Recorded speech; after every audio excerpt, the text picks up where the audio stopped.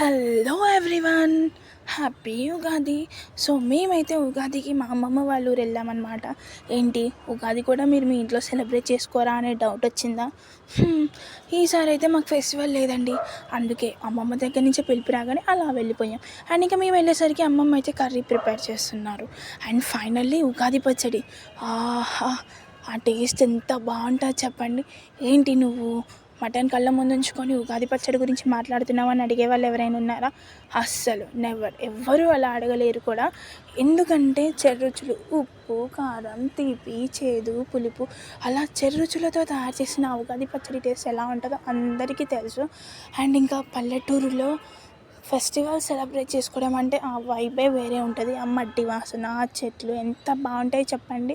వాతావరణం అయితే చాలా బాగుంటుంది. మన జనరేషన్లో ఇప్పుడంటే మనం ఎవరిళ్ళల్లో వాళ్ళ పండగ చేసుకుంటున్నాం, కానీ ఇంతకుముందు మన అమ్మమ్మ వాళ్ళ జనరేషన్లో అందరూ కలిసి మంచిగా ఉమ్మడి కుటుంబం లాగా ఉండి ఏ ఫెస్టివల్ అయినా సరే కలిసి సెలబ్రేట్ చేసుకునేవాళ్ళు. ఎంతైనా పాతకాలం రోజులే చాలా బాగుండే కదా. వాళ్ళ జనరేషనే చాలా బాగుంటుంది. వాళ్ళు ఎంజాయ్ చేసినంత మనం ఎక్కడ ఎంజాయ్ చేసాం చెప్పండి.